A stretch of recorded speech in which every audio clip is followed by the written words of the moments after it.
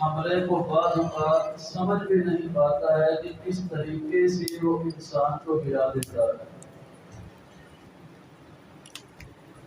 اسی شیطان کے مکر اور اس کے حملوں میں سے ایک یہ بھی ہے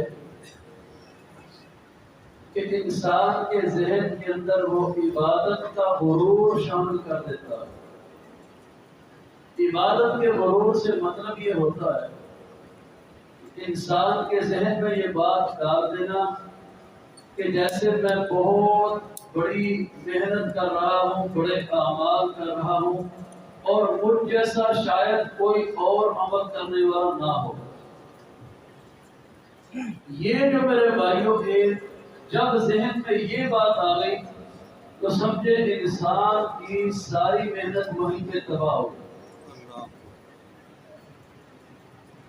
حالانکہ بڑی بڑی ہستیاں اس امت کی جنہوں نے وہ اعمال کیے تھے جن اعمال کی تعریفیں اللہ نے اپنے نبی علیہ السلام کی زبان سے بیان کروائی، کبھی انہوں نے اپنے بارے میں یہ گمان کیا ہی نہیں کہ ہم جیسا اور کوئی ہے ہی نہیں۔ میں دو مثالیں آپ بھائیوں کے سامنے رکھتا ہوں۔ نبی مکرم صلی اللہ علیہ وسلم نے صحابہ کرام کی مجلس میں جب پوچھا کہ آج تم میں سے کسی نے مسکین کو کھانا کھلایا ہو، ایک صحابی نے ہاتھ کھڑا کیا۔ آج تم میں سے کسی نے بیمار کی تیمارداری کی ہو، پھر ایک صحابی نے ہاتھ کھڑا کیا۔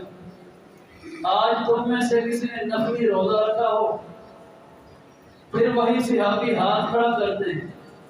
آج تم میں سے کسی نے اپنے مسلمان بھائی کا جنازہ پڑھا ہو، پھر وہی صحابی ہاتھ کھڑا کرتے ہیں۔ اندازہ فرمائیے سوال مختلف ہیں، ہر سوال کے جواب میں ایک ہی صحابی ہاتھ کھڑا کر رہے ہیں۔ اب جب یہ معاملہ ہو گیا تو نبی مکرم صلی اللہ علیہ وسلم نے فرمایا قیامت کا دن ہوگا، کچھ لوگوں کو جنت کے 8 دروازوں سے اجازت ہوگی، اس دروازے سے جاؤ جنت میں داخل ہو۔ اچھا، وہ جو ہر سوال کے جواب ہاتھ کھڑا کرنے والے صحابی ہیں وہ تھے سیدنا ابو بکر صدیق رضی اللہ عنہ۔ اب کتنی نیکیاں اندازہ کریں، ایک ہی دن میں اچانک میرے نبی علیہ السلام پوچھ رہے ہیں یہ کام کس نے کیا، یہ کس نے کیا۔ ہر سوال پہ پورے نمبر ابو بکر صدیق کے نکل رہے ہیں۔ جب نبی علیہ السلام نے فرمایا نا کہ جنت کے 8 دروازوں سے کچھ بندوں کو داخلے کی اجازت ہوگی، تو ابو بکر نہیں سمجھے اپنے بارے میں کہ میں ضرور ان میں سے ہوں گا، یہ گمان ہی کوئی نہیں، بلکہ حدیث میں آتا ہے پوچھتے ہیں من ہم یا رسول اللہ صلی اللہ علیہ وسلم، اللہ کے رسول وہ کون لوگ ہوں گے؟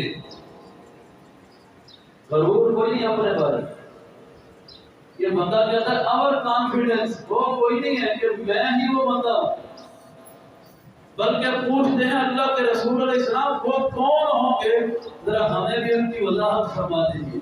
تو آپ علیہ السلام نے فرمایا ارجو ان تکون منہم یا ابا بکر، ابو بکر مجھے یقین ہے کہ تم بھی ان میں سے ایک ہوگا۔ حضور علیہ السلام نے فرمایا ابو بکر اپنے بارے میں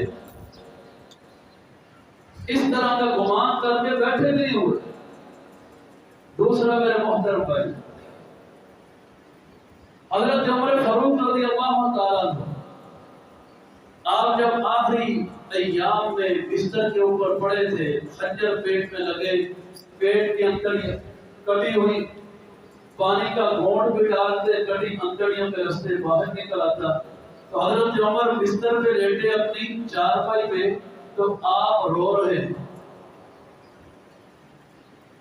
تو ایک صحابی تشریف لائے، صحیح بخاری کے اندر ہے، حضرت علی فرماتے ہیں میں بھی وہاں پہ کھڑا ہوں اور صحابہ بھی۔ اس نوجوان نے آتے ہی کہا ابشر یا امیر المومنین، امیر المومنین آپ خوش رہیے، آپ کس بات پہ رو رہے؟ جناب رسول اللہ صلی اللہ علیہ وسلم جب تک زندہ رہے آپ ان کے ساتھی تھے. جب میرے نبی دنیا سے گئے تو آپ پہ بڑے ہی راضی ہو کے دنیا سے گئے. ابو بکر صدیق جب تک زندہ تھے آپ ان کے ساتھی تھے. ابو بکر جب دنیا سے گئے آپ پہ بڑے ہی راضی گئے. آپ کو پریشان ہونے کی ضرورت ہی کوئی. حالانکہ یہ عمر وہی ہیں جن کے بارے میں نبی کائنات علیہ السلام نے فرمایا تھا اگر میری امت میں سے کوئی ایسا بندہ ہے جس کی نیکیاں آسمان کے تاروں کی طرح لاتعداد ہیں گنی نہیں جا سکتی تو فرمایا وہ عمر فاروق رضی اللہ. یہ عمر وہی ہیں کہ جن کا جنت میں بنا ہوا محل میرے رب نے اپنے نبی کو معراج کی رات دکھا دیا. یہ ساری بشارتیں موجود ہیں لیکن عمر رو رہے ہیں. بتا جاتا ہے روئیے نہ خوش رہیے. اللہ کے رسول علیہ السلام بھی آپ پہ راضی. ابو بکر صدیق بھی آپ کے راضی. آپ کیوں رو رہے ہیں؟ اتنی نیکیاں کرنے والا انسان, اتنی تعریفیں پانے والا انسان اپنے بارے میں یہ ہماری طرح اس تکبر کا شکار نہیں. ہمارے پلے تو بڑا کچھ ہے نہیں. آپ فرماتے ہیں جوان جو وہ زندگی میری گزری جناب رسول اللہ کے ساتھ صلی اللہ علیہ وسلم اس پہ کوئی پچھتاوا نہیں ہے. کہ ابو بکر صدیق کے ساتھ گزری اس پہ بھی کوئی پچھتاوا نہیں. ڈرتا یہ ہوں ان کے بعد جو زندگی گزری ہے کوئی ایسی کوتاہی نہ ہو گئی ہو کہ اللہ کے ہاں جواب دہ ہونا پڑ جائے.